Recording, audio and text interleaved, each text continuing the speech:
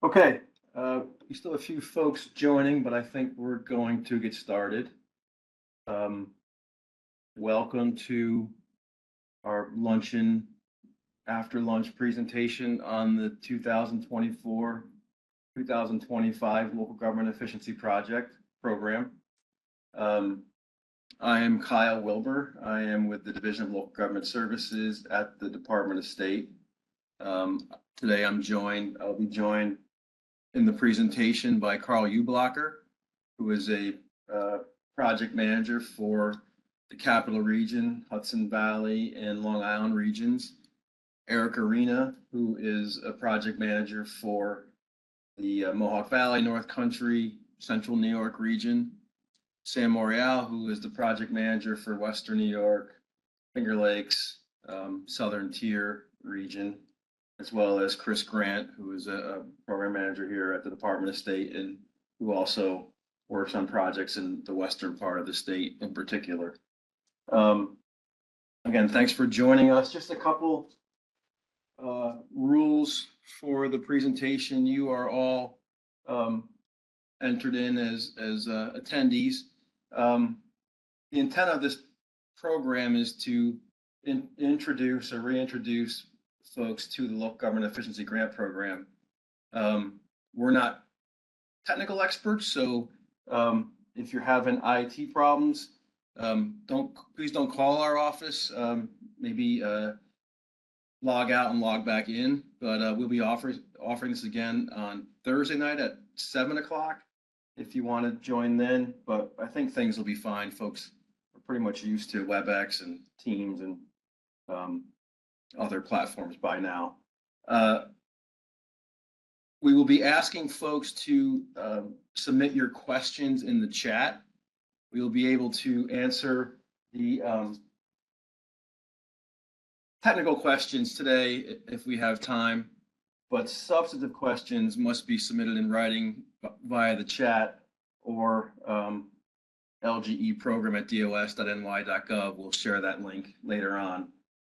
We are in an open procurement, so questions related to the more substantive questions we have to take in, answer, and post for all applicants to see.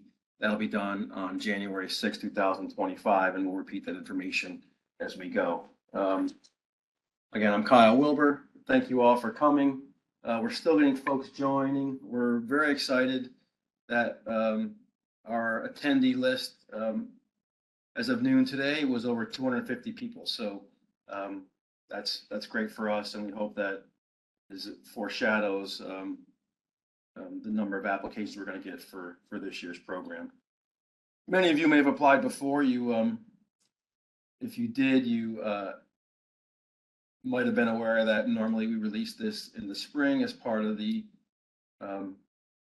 joint application development from the Regional Economic Development Councils. This year, we were released from that in an effort to strengthen and kind of diversify the program. And I think we've been successful, especially with such a large number of folks participating in this call. So we're excited and we will get started. Just an overview of what we're going to talk about this afternoon. 5 key areas, and all of my colleagues are going to be presenting at different times. We're going to discuss some definitions that are key to the application, provide you with some examples of those definitions in terms of types of projects, as well as things we funded in the past, an overview of what's new for this year. We made some fairly significant changes that we're excited for, a general overview of the scoring process, and then application submission tips and information for you to take forward as you apply. So I'm going to turn this over to my colleague, Carl Ublocker, to go over some definitions and some project examples. Carl. Okay. To be an eligible applicant, you must be a local government, which includes cities, towns, villages, counties, special improvement districts, public libraries, depending on how they are chartered, fire districts, water and sewer authorities, regional planning boards, as well as school districts and BOCES. Now, regarding BOCES, BOCES will be considered a municipality only in instances where such BOCES advances a joint application on behalf of school districts and or other municipalities within their region. But any agreement that the school districts have with the BOCES cannot generate additional state aid, will be deemed not to be part of a program, capital, and administrative budgets of the BOCES for the purposes of computing charges upon their component school districts, and will be deemed to be a cooperative municipal service for purposes of Education Law 1950 4D2. Okay.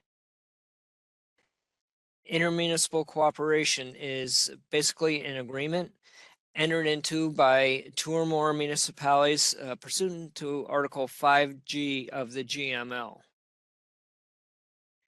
The authorizing statute that supports intermunicipal cooperation is 5G of the General Municipal Law. The statute enables local governments to participate and share services within any function that they can perform individually by themselves. This is the basis for developing projects under the LGE program. Okay. Generally speaking, regarding risk and reward, the greater the savings, the harder it is to implement. The easiest ones typically to implement would be a cooperative agreement, followed by shared services, some type of shared service, and then the most difficult is a functional consolidation. Okay. Carl, I'm just going to stop. Are folks able to see the presentation? I just had a question from an applicant that they aren't. Those that are on video, if you could just shake your head if you're able to see it. Thank you. Okay, we're getting lots of thumbs up.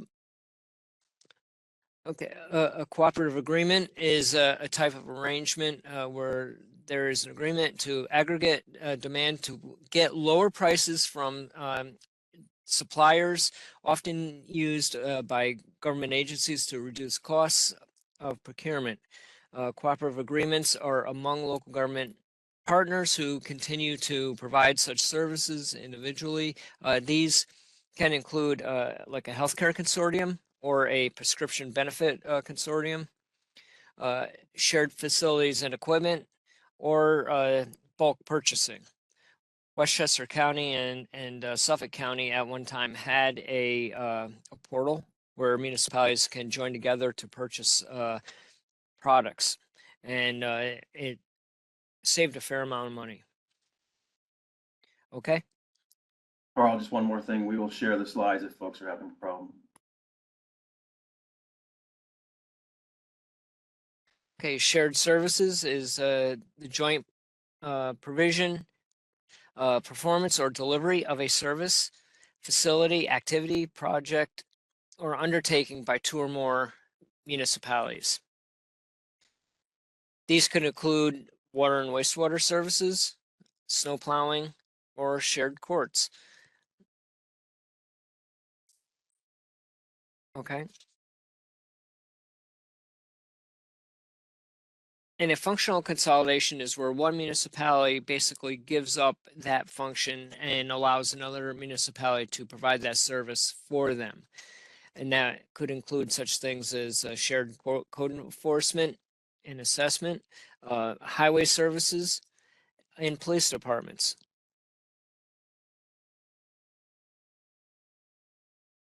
Okay. Examples of each.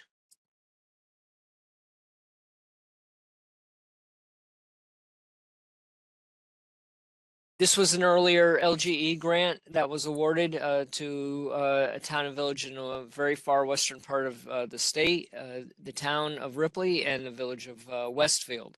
Westfield is known as being the the original home of Welch's. They jointly purchased a shared sewer vacuum, and they shared in the beyond the grant. They shared in the acquisition cost, the expenses to operate and upkeep, and they based that on a formula depending on the usage by each municipality. Okay. Shared service, the town of Smithtown on Long Island. This is also an earlier LGE grant. Um, Installed a regional fuel facility. And what they basically did with this one was that they decommissioned three fuel facilities that were no longer meeting code and were at the end of their useful life. They put this in an area which was better suited for a fuel facility, and it ended up being not just a shared service, but also a it, it was also a project that had other implications with it. This one was actually used by the town, three fire districts, and I believe two villages that were located within their borders. Okay. Another earlier LGE grant was for the town and village of Saugerties, where they consolidated their police departments. They eliminated duplicate costs for equipment, property, and support services, as well as maintenance and records. There's better promotional opportunities for the officers. With this particular project, one of the other benefits of it is they ended up saving initially, they saved more money than what they were anticipating because as a joint force, they were able to get accredited, which decreased the amount of insurance that had to be paid. One of the other benefits was that they shut down the village police office, which was had ADA compliance issues and also was an much older building and had some weatherization needs uh, that ended because they basically closed down the building. Okay. Here's a list of the last 2 years of awards, this page and the next page. If you look in, there's a couple of the projects here are actually on this year's priority list, and that includes things such as code enforcement. This will be covered a little bit more later on in the discussion. And you'll notice that the projects between this slide and the next slide, they range from basically about $15,000 up to just short of $1 million. Okay.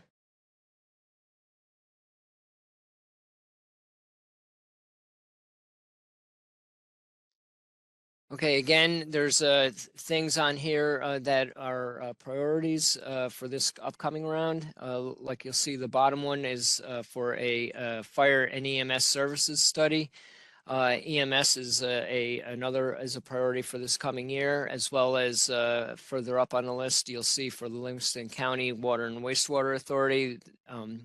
They got funded for a shared water wastewater maintenance equipment for 450,000. But infrastructure is a priority again this year. Okay, I will pass it on over to Sam. Thanks, Carl.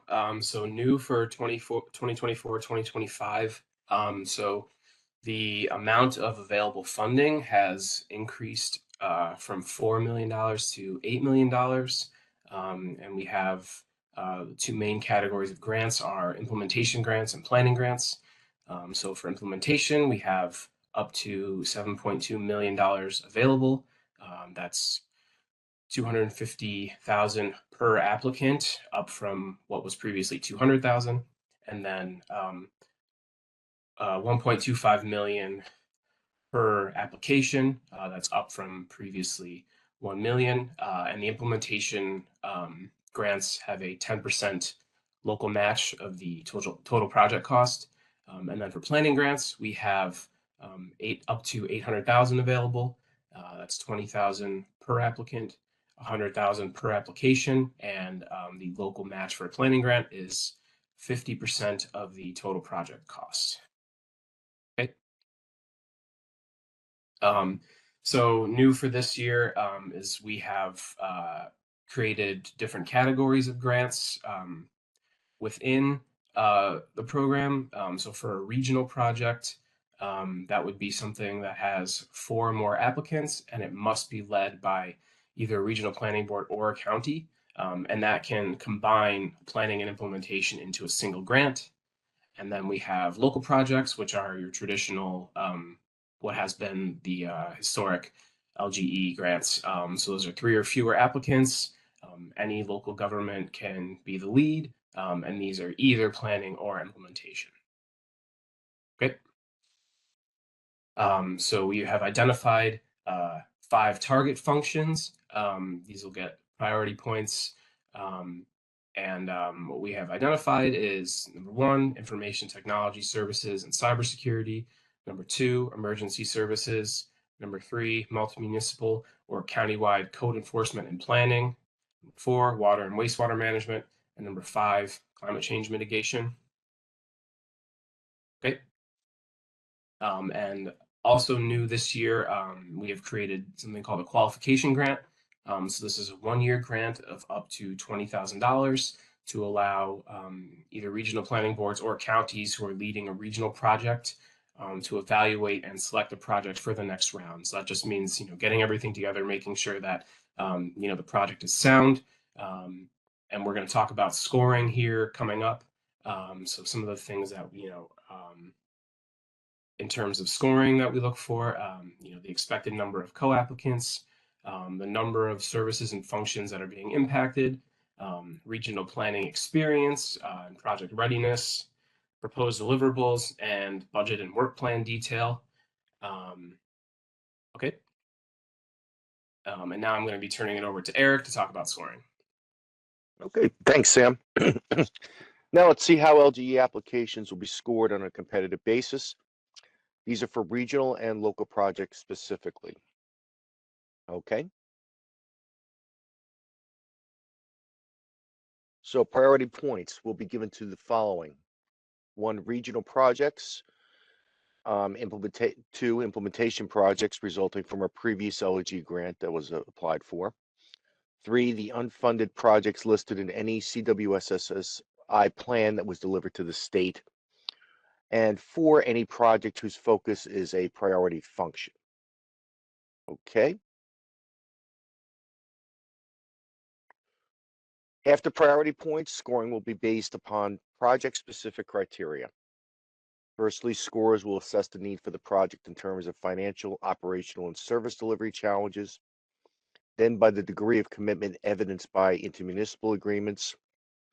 And finally, the scale and the scope of the project. Okay.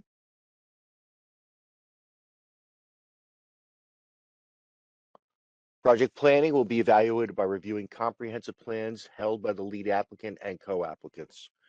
Within the context of the project planning, we will evaluate the alignment of goals and objectives of local plans with the project, the degree of public engagement planned for project development, and thoroughness of the implementation plan. This includes the applicant's preparedness to proceed with the project. Okay. Now I'd like to turn it over to Chris Grant.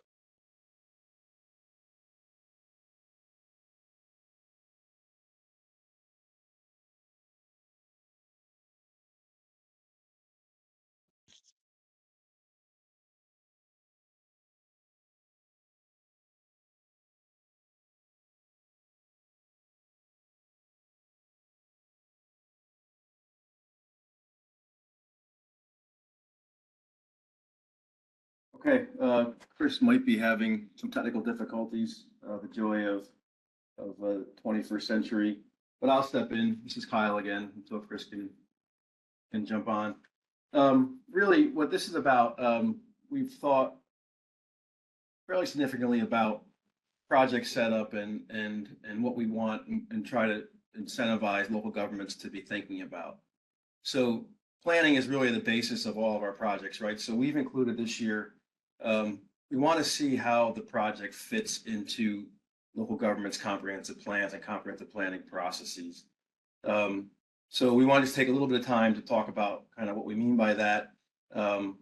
We know that many local governments, most do have comprehensive plans. Some are dated, some are newer. But we feel strongly that not only does a comprehensive plan set up local governments for how they want to build and what they want to look like, but also how are they going to provide services to their local governments. So this is just an example of a vision statement from a comprehensive plan. The town grows in a logical, responsible manner, provides efficient basic services, keeps tax burdens under control, and bears in mind the rights of our citizens. Again, this is an example we took from a comprehensive plan. So you'll see in the review criteria,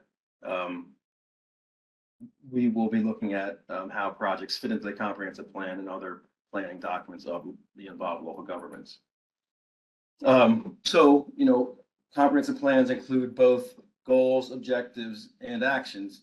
So the goals are, the outcomes you want from the actions of the local government. The objectives are how you're going to get there. What are the intentions of the plan and the local government, and of course the actions. These are the deeds. How are you going to get there? And the next slide will show a sample of an implementation matrix, again taken from a comprehensive plan where they talk about services, again, not just planning or zoning or those types of things. And you'll see under A, this local government talked about public safety and if the consolidation of public safety services is a sensible alternative for them. This matrix shows both the short-term objectives, who's involved, and the last column, what the cost will be, what they will need to do to take on those services. So again, a little bit of an aside, but we wanted to sort of explain what we were looking for under the planning criteria for the review. Going back to the scoring in particular, project implementation, here we're looking at project feasibility. Will you be able to do this legally? You have the staffing. And again, if you look at the RFA, hopefully folks have had an opportunity to look at the RFA before logging on. You can sort of score yourself. And again, these are just taken directly from the RFA. And under feasibility, the more ready you are, both legally, technically, financially, to take on the project, the better your score. What is the operational impact of the project? The financial analyses, how you got to your assessment, including what the data is, how you got that data. And then we look at the return on investment, which means the cost savings that you're anticipating from the project versus the implementation cost, the funding that you might get from the grant. So we're going to go through a couple of these in a little more detail here to give folks a better understanding of how to fill out our forms and, again, what we're looking for. So for the return on investment, basically we used to look directly at savings, but we've modified that a little bit this year. This incorporates savings, but also looks at what a grant will incentivize, how that grant is going to help you produce those savings and create a positive return. The ROI is return on investment. The acronym for return on investment, the ROI, is the savings from the project during the 5 years of the grant period, discounted to the present. We give you that discount rate in the form I'll show you next, divided by the amount of the grant. The data you'll need are cost savings, avoided cost, implementation cost, and if there's any other federal or state funding in the project. The application has a very detailed instruction form for this spreadsheet that we require. Technical questions related to that information can be answered if you have them, but basically this is the form that you will submit. The green boxes are those that you fill out. This form has 10 co-applicants. If needed, we can provide you with a spreadsheet that's larger if you have more than 10 applicants. But basically, you'll see third column, the second column, you'll enter the name of the applicants and co-applicants. Second column is the amount of grant requested, and then the cost savings, avoided cost, implementation cost, and if there are any other federal funding in the project. That'll produce a final cost savings. At the bottom, we'll discount that to get a current value of those savings, and that'll be scored in the application. Again, in the RFA itself, there's a matrix that will show you the points allocated to each application based upon the potential return on investment of the project. And then also you'll be asked to submit a budget. I'll show this form again next. Basically, the budget will describe the work plan in detail, and then the budget detail as well. These are combined onto one sheet, one Excel file. For the work plan, we're looking at objectives, tasks, timelines, performance measures or outcomes, and the narrative related to the objective, and then the budget, what you're going to spend the money on if you're successful with your application. This is a clip of the Excel file that you'll be filling out. You'll see in the boxes, top box to the left is your objective. You can have multiple objectives. Maybe the objective of an implementation project, first objective is to bring the partners together to finalize the ultimate work plan. Then there can be multiple tasks per objective. You'll see top center, task 1. We ask for the anticipated start date, anticipated completion date, performance measures, including, those are what's going to be produced or what the outcome of each task is, and then a narrative. And below that, for each objective, we'll ask for the expenses related to each of those. Again, this is fillable.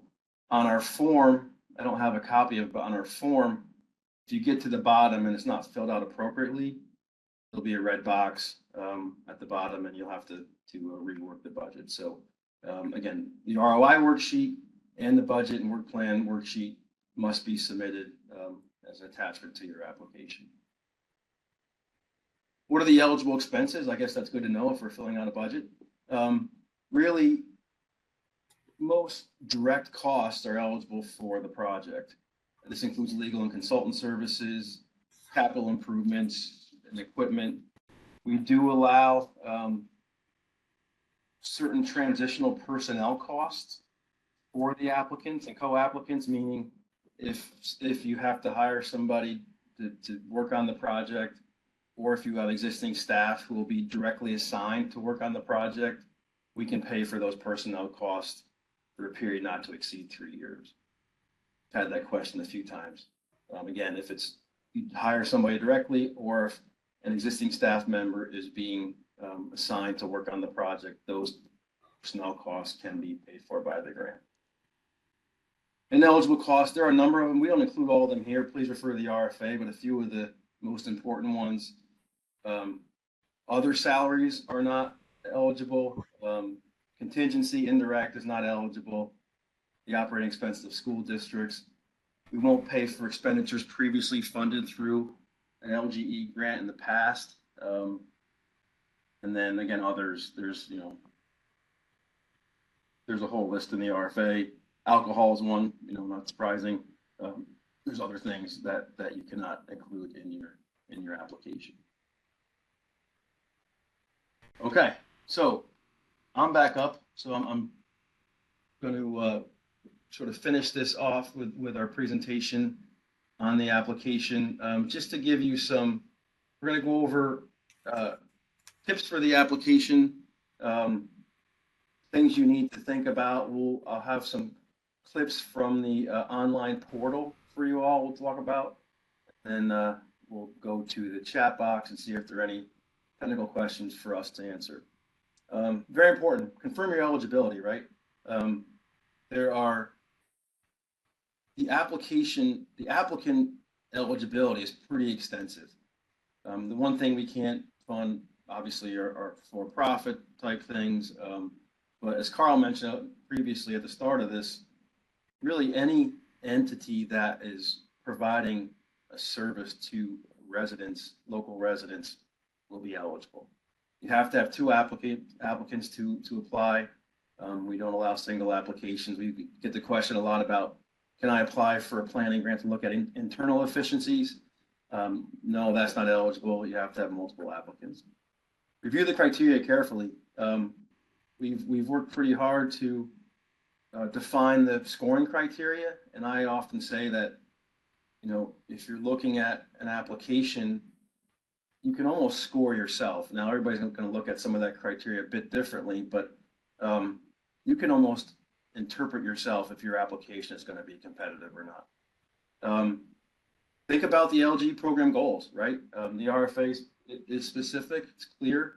You know, think about that before you apply. We want folks to apply that have good projects. We don't want to discourage anybody, but think about the LGE program goal. We are using the consolidated funding portal again. As I said earlier, we weren't in the general large release that many of you are accustomed to. That happens earlier in the spring, but we are using the portal because we've been in that before, and we think it's, you know, it's useful to use an online system. So familiarize yourself with that. And again, just to reiterate, we're only accepting applications through that portal. So what information is needed for the application? You'll be asked about your information, your co-applicant's information, who the project lead will be. There are 2 threshold questions. Are you an eligible local government? If you're doing something that is permitted under the General Municipal Law Article 17A, which is the consolidation statute for local governments. So if you're looking to, like, for example, you're thinking about village dissolution, that wouldn't be applied for under this grant. That would be under the Citizens Reorganization and Empowerment Grant, which we can talk about and provide information to as well. But so if you're doing something under 17A of the General Municipal Law, that would not be the place. So those are the 2 questions. Eligible, are you an eligible applicant? And are you doing something under General Municipal Law 17A? Program questions, you know, those are the questions that help us look at the scoring. So when we talked about the scoring before, those are the program questions: need, planning, implementation, partnerships. That's all. You'll answer those questions under the program questions. Smart growth.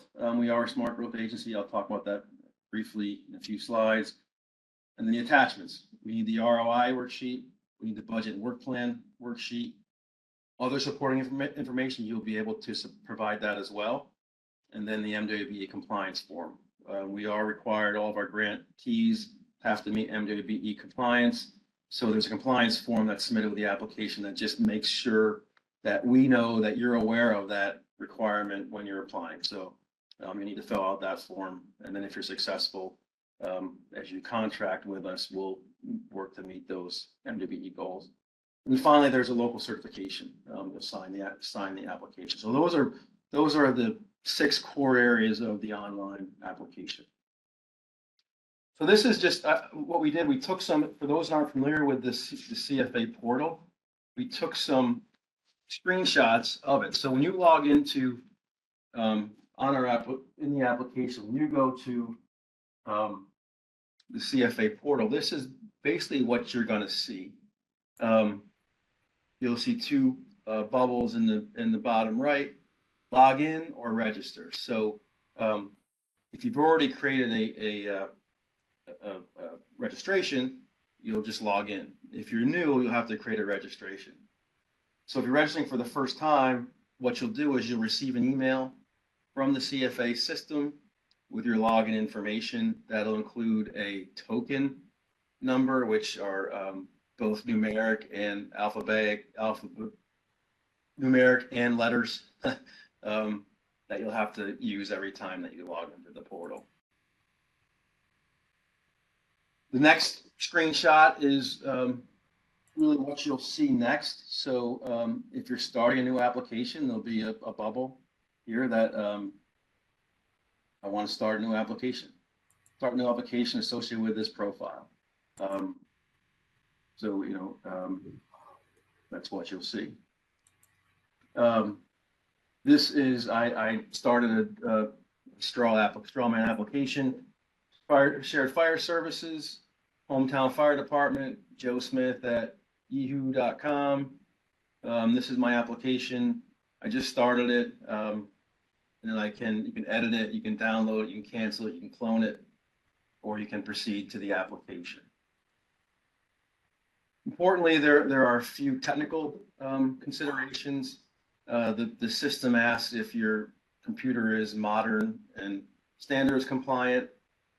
Do you have the ability to create PDFs or zip documents? Those are some of the questions you'll see. Do you have the ability to select and upload files? Again, because there'll be questions in the system where, again, the ROI, the work plan and budget, where you'll save that as a PDF and upload it to the system. So we will see that when it comes time to score them.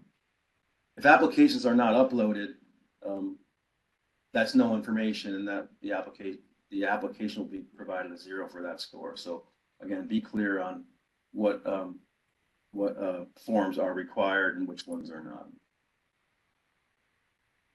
This is a clip of what you'll see in terms of types of programs. Again, economic development, workforce, other New York State programs. You click on other programs, that will take you to LGE, or from this page, you can actually scroll to the bottom and you'll see here a local government efficiency grant. Here I've highlighted, you'll see the checkbox. You'll select that. That'll take you to the grant program itself. Deadline, you'll see here, January 24th, 2025. It'll tell you need to answer threshold questions to make sure it's a project that meets our criteria. Proceed to the next page, and that'll take you into the questions. So again, it's like the old books that we used to pick our own ending when we were kids.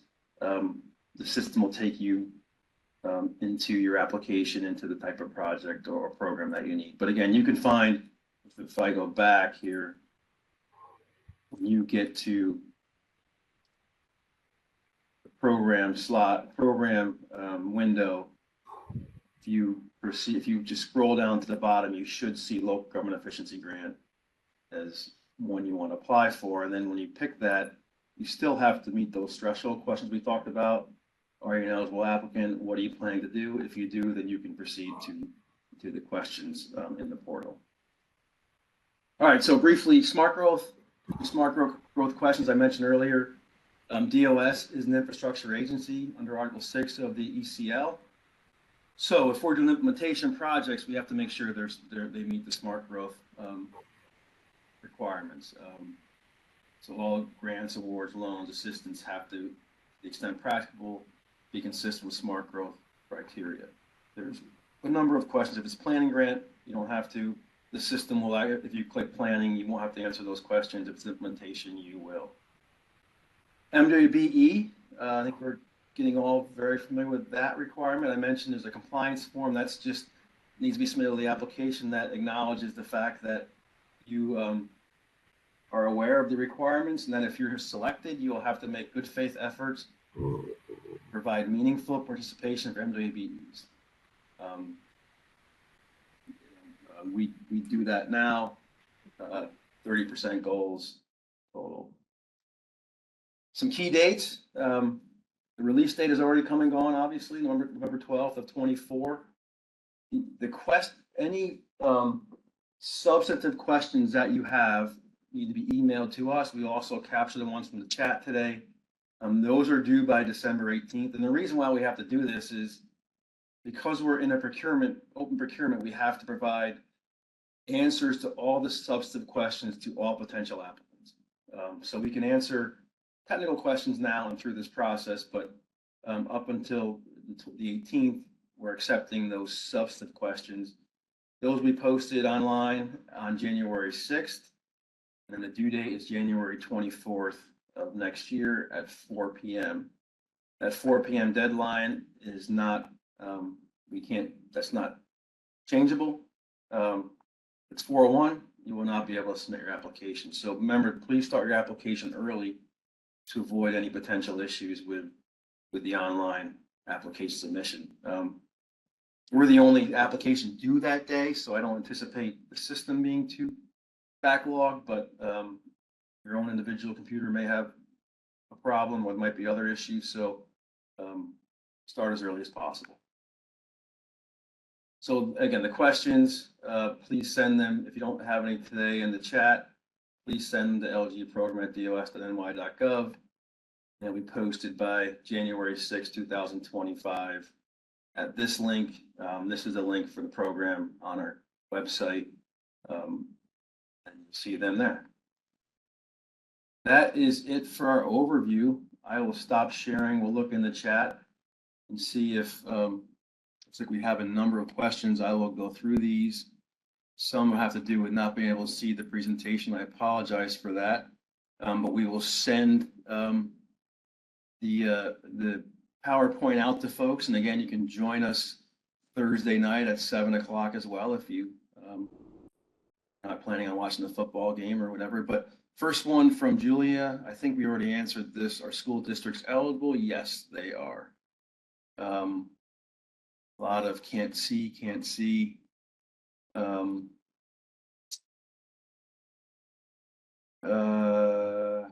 you share the presentation? Of course. Have everybody's email.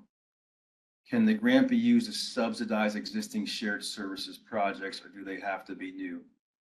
It's fairly technical. I think we can answer this. Basically, we're not the goal of the program is to incentivize new projects, but that can also be expanding the program to a different pool of local government. So we've done that in the past. It's not really a sustaining program. It's meant to incentivize new projects. Salt shed, salt shed is shared service, so it would be eligible. But again, look at the scoring. Multi-municipal departments count as multiple applicants. No, the local government is the applicant. However, multiple departments would count in the scoring. So if you're impacting multiple functions or multiple services across one department or across multiple departments, that would be addressed in the scoring. Are all costs incurred prior to the grant deadline eligible? Costs are going to be eligible starting, I have to look, we'll post that. Our contracts go from January 1st of the year. So this will be, we'll post this one as well, but this was, I apologize. I'll look at the application, see exactly what we said. If anybody has it up in front of them, are the start dates January 1st of this year? Yes. Or next year? Next year, and it will be a 5-year contract. January 1st of 25 for 5 years. That makes sense for folks. Can multiple county departments count as co-applicants? Again, we answered that. The local government itself is the applicant, but we can definitely impact services across multiple departments and multiple functions within departments. That looks like it's it for questions. But I would take some time, think about the presentation, think about your projects, and then send your questions to our portal. We have a few more. Did you say that sharing across multiple departments within a town counts as sharing? Again, the town is the co-applicant. The town is the applicant. So the town would need a co-applicant. That's another eligible applicant, a village, town, school district, special district. So again, you need multiple applicants. What I said was you can look at services across town functions, and that would score, but you have to have a town and a village, a town and a county, those types of things. Now we got some questions coming in. Great. Yep. Start date's January 1st, 25. We'll make sure we have a question on that posted. We'll Likely no consolidation has occurred because of town outside village residents don't want their taxes to go up. Is it possible in this solution to prorate the annual state contribution in a way that all residents? How is the solution plan approved? What is timeline developed, implementation plan, dissolution? This question from Kitty is more related to the village dissolution consolidation. We'll get your name, Kitty, and email you about our the specifics on a dissolution plan for villages or consolidation for towns. Yeah, this would be more of the Craig Yep. program. BOCES shared services a qualifying action for school districts. BOCES are applicants as well as school districts. We've had applications with BOCES in the past as well as school districts, so they would be an eligible applicant, yes. If we engage in new shared service contract, executed next month, but before costs are incurred at a later date in 25, is this project eligible? Cost will be eligible after January 1st of 2025. So if you're prepping for the shared service, you know, that would be fine. We can't reimburse for any cost before the start of next year. Joint comp plan with 2 municipalities with several existing shared services. That's more of a substantive question, but multi-regional planning is a priority. We'll answer that question more directly with the Q&As. Yes, we will send, I believe, we have all your emails. We will send the presentation directly to folks. Maureen Richardson asked that question. Yeah, you can submit, Tyler, can you submit multiple applications? Sure. Again, just remember that the scoring will look at your preparedness for implementation and your ability to implement the project, right? So be clear on how you're going to do that. Or consolidation, yes, that's a service to local governments that would be eligible. That's from Lori. Again, going back to Carl's point with GML 5G, local governments can share or cooperate on any service they're eligible to provide themselves. That is what that statute gets at. So you can strip out any service and just think about it that way. Can we do it ourselves? If we can, if both parties can do it themselves, then we can do it together. That's the basis of this grant program and intermunicipal cooperation itself.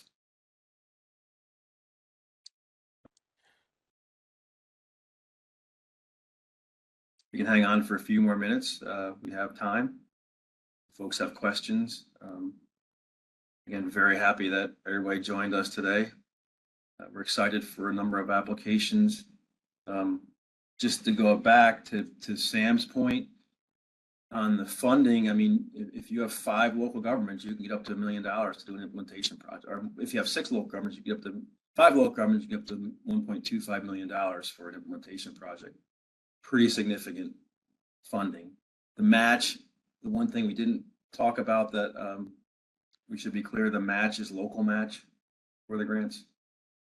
So, And that's 50% for planning grants and 10% for implementation grants.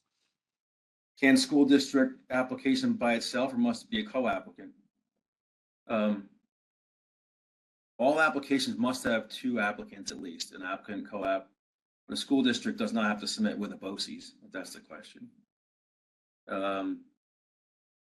Yeah, the previously awarded projects are on our website. The last 5 years, all the projects are up on our website. We can share that link. The match is local cash, not in kind. So local government cash match. 3 fire districts can work together for a project. Mark, that's your question. They'd be eligible applicants. Again, just the point. You know, what is the savings, right? So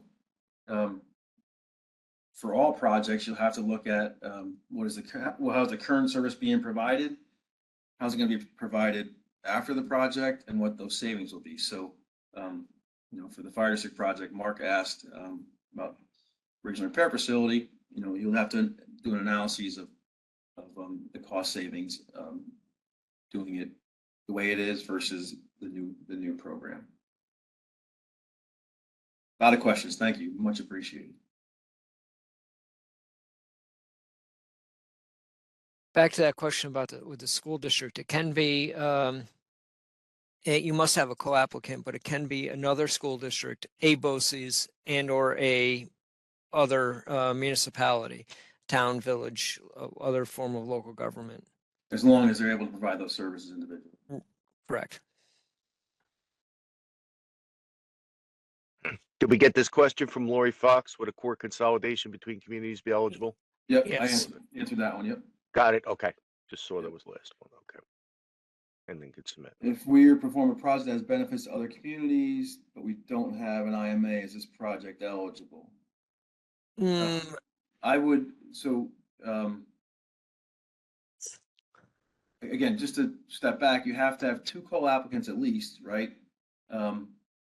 So I mean, you could have ancillary benefits. We would recommend municipal agreements either at the beginning or as an outcome of the project.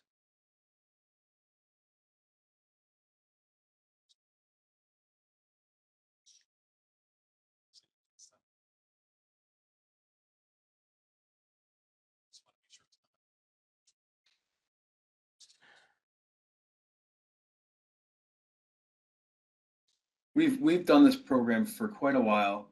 We've seen, I think, examples across, can't say every local government function, but pretty close. And again, there are some simple projects, some significant projects.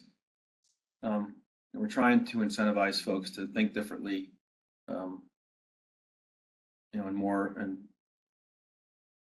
regionally if possible, but all projects, as long as they're sharing a service or consolidating or cooperating on a service, would be eligible.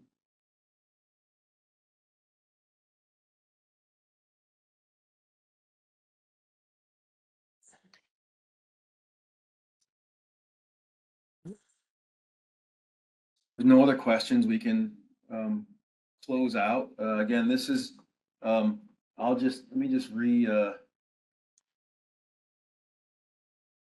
repost our information. Folks, you're not seeing it. All right, we just got one more question. It doesn't require 3 applicants, but you need at least 2 applicants to be eligible.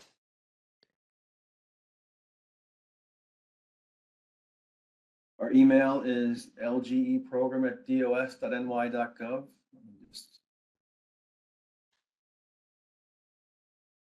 lgeprogram@dos.ny.gov.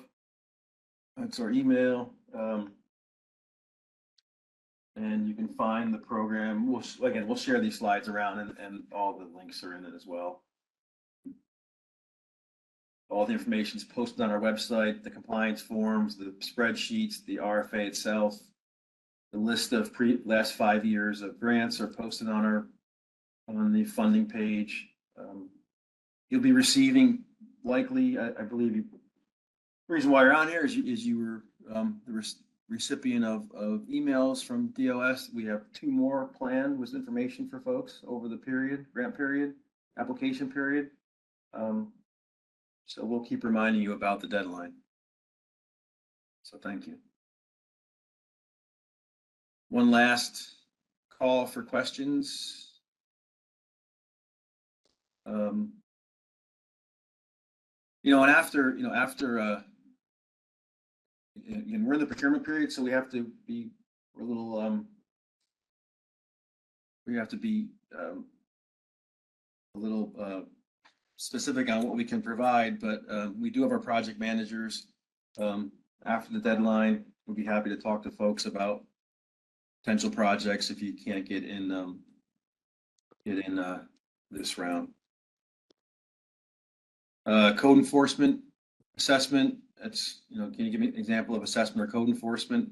Well, we had Washington County for Washington assessment. County, yep, did a countywide reval basically, and I think they put somebody on staff at the county level to do work on behalf of local governments, right, Carl? Yeah, they took on the assessing of, I believe it was 5 towns within the county, with the potential for several more to come on later.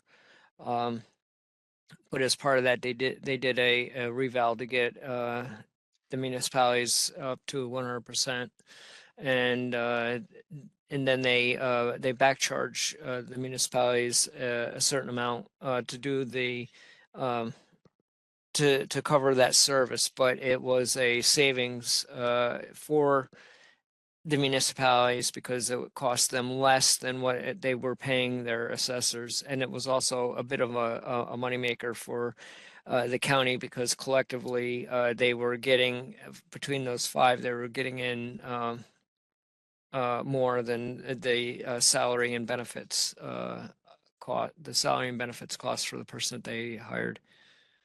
And then code enforcement would be very similar.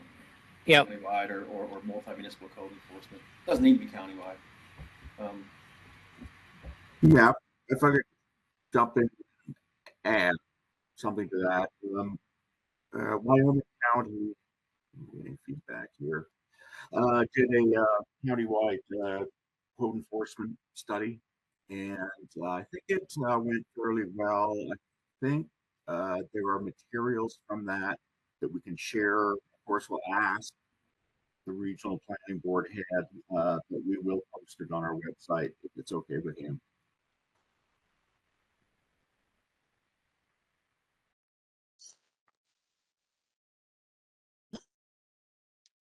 All right, well, any questions after we hang up? Again, can be sent to lgprogram@dos.ny.gov. If they're technical, we can answer them directly. If not, if they're substantive, we'll post them on January 6th. Thank you, and I hope this is valuable, and we look to see you all with some applications. Have a nice day.